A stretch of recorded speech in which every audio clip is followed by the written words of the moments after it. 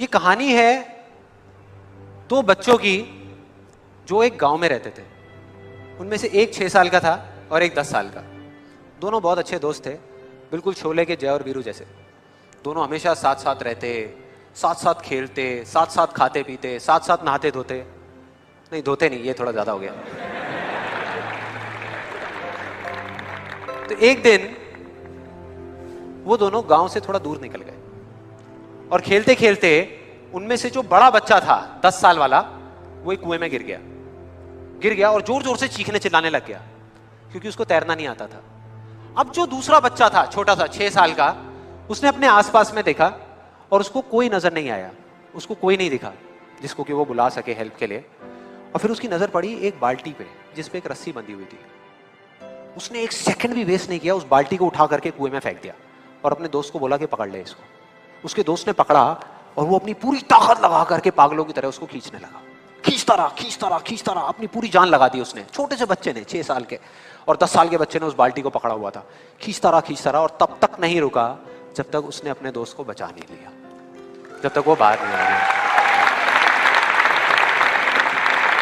अब यहां तक तो ठीक था, यहां तक तो ये कहानी समझ आती है। लेकिन हुआ क्या कि जैसे ही ये दो बच्चे, जब दोनों एक हो गए, जब बाहर आए और आकर के गले मिल रहे, रो रहे और खुश हो रहे, एक तरफ से उनको डर भी लग रहा था।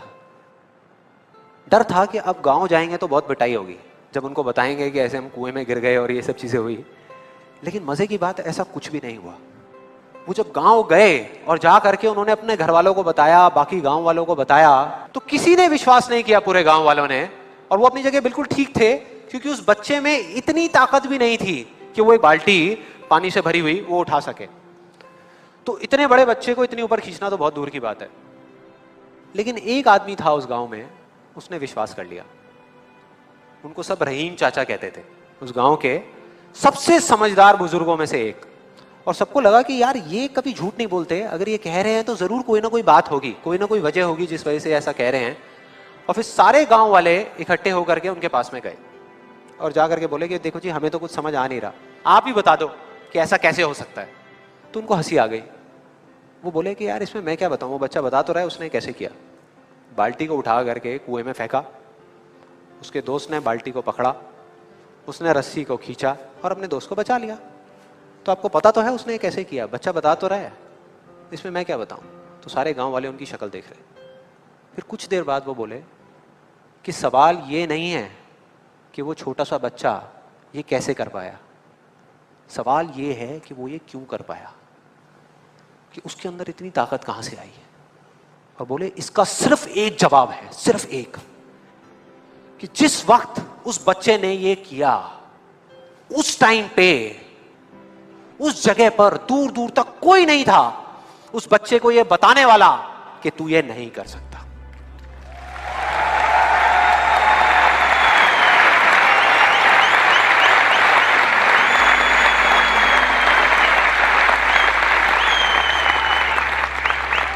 बोले कोई नहीं था, कोई नहीं, यहां तक कि वो खुद भी नहीं, वो खुद भी नहीं।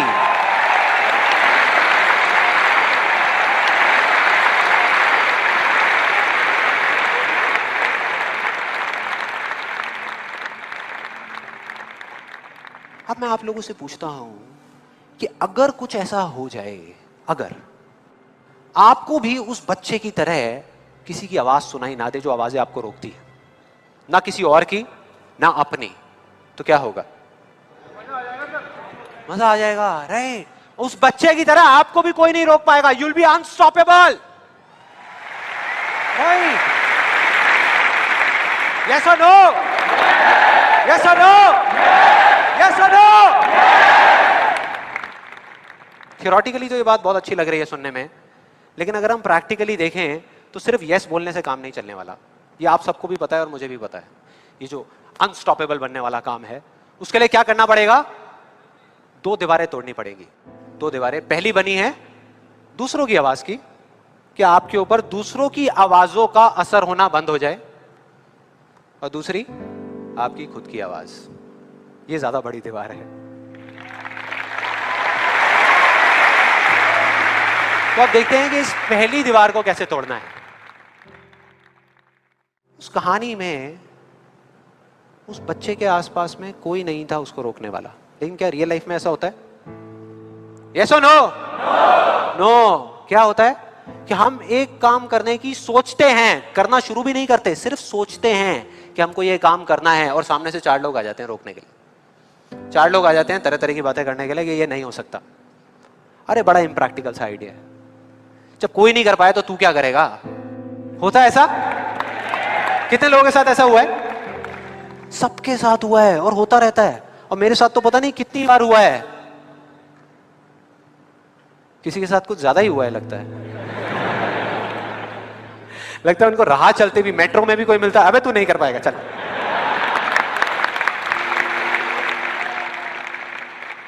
तो अब सवाल ये उठता है कि ऐसे में हम क्या करें?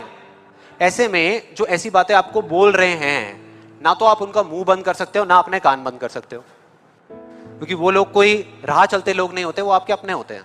आपके अपने फ्रेंड्स हैं, रिलेटिव्स हैं, आपके घर में हैं, आपके ऑफिस में हैं। तो मैं आपको ये नहीं बोल सकता कि आप क्या करो ऐसी सिचुएशन में, लेकिन मैं ये बता सकता हूं कि मैं क्या करता था। जैसे ही कोई बोलता था मेरे को, या आज भी अगर बोलता है कि ये नहीं हो सकता या तू ये नहीं कर सकता, तो मैं ना चुप रहता हूं, ना उनसे लड़ता हूं। मैं सिर्फ एक वर्ड में उनसे एक सिंपल सा क्वेश्चन पूछता हूं, एक वर्ड में, क्यों? क्यों नहीं कर सकता? क्यों नहीं हो सकता? और जैसे ही मैं ये करता हूं उसके बाद बहुत मजा आता है। आप कभी करके देखना, बहुत मजा आएगा। 90% लोग ऐसे मिलेंगे आपको जिनके पास में इस क्यों का जवाब ही नहीं होगा। जवाब ही नहीं होगा। नहीं, वो सोच में पड़ जाते हैं। जैसे मैं पूछता ना क्यों, हाँ क्या, क्यों, ये कैसा सवाल है? तो ये है वो 90% लोग जिनके पास में कोई जवाब ही नहीं होता, या होता भी है तो वो इतना फनी होता है कि आप चाह करके भी अपने आप को हंसने से नहीं रोक पाओगे। जैसे एक बार मेरे साथ हुआ था, जब मैं करीबन आई थिंक 18 साल का था और मैंने नया नया फोटोग्राफी का कोर्स किया था। तो हमारे घर में एक छोटा सा फंक्शन चल रहा था, और वहां पर मैं अपनी मदर के साथ और फादर के साथ में खड़ा हुआ कुछ बातें कर रहा था। इतनी देर में एक सामने से आंटी आई और आकर के बोली, संदीप। हाँ जी आंटी। बेटे क्या नया चक्कर चल रहा है तेरा आजकल? मैं डर गया। मैं मन ही मन सोच रहा, मैंने कहा इनको कैसे पता लगा मेरे नए अफेयर के बारे में? कहीं और ही चला गया। फिर मैंने उनको देखा और डरते डरते उनसे मैंने कहा कि भाई आंटी जी क्या मतलब, मैं कुछ समझा नहीं, कौन सा चक्कर, क्या क्या कौन सा? तो आंटी ने बोला, कहते क्यों तू ये फोटोग्राफी नहीं कर रहा आजकल? ये फोटोग्राफी का कोर्स नहीं किया तूने? तो उन्होंने बोला, मेरी थोड़ी सी जान में जान आई। मैंने कहा अच्छा, फोटोग्राफी की बात हो रही थी। फिर उन्होंने बोला, बेटा अगर तू बुरा ना माने तो एक बात कहूं। मैंने कहा नहीं आंटी बोलिए ना। बेटे मेरी अगर तू माने ना, तो ये जो तू फोटोग्राफी के चक्करों में पड़ा है ना, ये सब बेकार की चीजें हैं। इससे अच्छा ये है कि तू कोई और ढंग का काम कर ले या अपनी पढ़ाई लिखाई में ध्यान दे। मैंने वही किया जो मैं हमेशा करता था। मैंने कहा क्यों आंटी जी, आपको ऐसा क्यों लगता है कि मेरा फोटोग्राफी में कुछ नहीं हो सकता, ये फोटोग्राफी बेकार की चीज़ क्यों है? तो उन्होंने जवाब दिया कि मेरी बहन का बेटा भी गया था बॉम्बे यही सब करने के लिए जो तू कर रहा है, और उसको 4 साल हो गए धक्के खा रहा है, उसका कुछ नहीं हुआ अभी तक। मैंने फिर सुना, फिर मैंने दोबारा से वही क्यों को ले आकर के चिपका दिया। मैंने उनसे पूछा, लेकिन आंटी मेरे को कुछ समझ नहीं आया कि अगर वो कुछ नहीं कर पाया तो मैं कुछ क्यों नहीं कर पाऊंगा? सीधा सा क्वेश्चन है यार।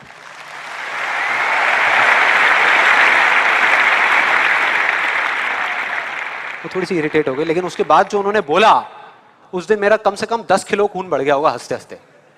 उन्होंने गुस्से से मेरे से पूछा, कहते तेरे कितने % आए थे 12th में?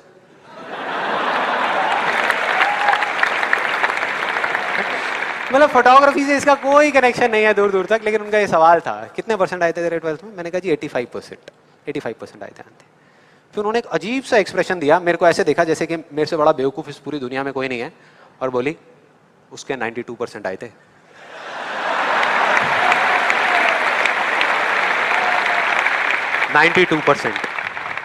अब बोल। मैं कहा अब क्या बोलूं? अब बोलने को आपने छोड़ा क्या है? क्या कोई है जो ऐसी बातों को सीरियसली ले सकता है? नो, यस और नो? नो, ले ही नहीं सकते। अब बचे 10% लोग जिनके पास में जवाब होता है, एक जेन्युइन वजह होती है। मतलब वो आपको सिर्फ ये नहीं बोलते कि आप नहीं कर सकते, वो आपको बताते हैं कि वो ऐसा क्यों बोल रहे हैं। तो मुझे जब भी कोई ऐसा मिलता है तो मैं उनके पास में जाकर के शांति से बैठता हूं, उनकी सारी बात को समझता हूं, फिर अकेले में जाकर के उस प्रॉब्लम का सॉल्यूशन निकाल लेता हूं और अपने पूरे दिल से उस इंसान को थैंक्स करता हूं। क्योंकि इनडायरेक्टली ऐसे लोग हमको हेल्प करते हैं आगे बढ़ने में। लेकिन इसका मतलब ये नहीं है कि उन 10% लोगों की बातों को मैं ज्यादा सीरियसली लेता हूं, या अगर मेरे को उसका जवाब नहीं मिलता तो मैं रुक जाता हूं। क्योंकि जवाब नहीं है इसका मतलब ये नहीं कि हम चलना बंद करते हैं। फॉर एग्जाम्पल, अगर हम अपने घर से ये सोच करके निकले हैं कि जब सारी लाइट्स ग्रीन हो जाएंगी तब मैं अपने घर से निकलूंगा, तो निकल पाएंगे कभी? कोई भी ऐसा कुछ आपको बोलता है आकर के कि आप ये नहीं कर सकते, तो समझ लेना कि वो बोल तो आपको रहा है, लेकिन उसका इशारा आपकी तरफ नहीं है। वो बस इतना सा कहना चाहता है, क्योंकि मैं इस काम को नहीं कर सकता।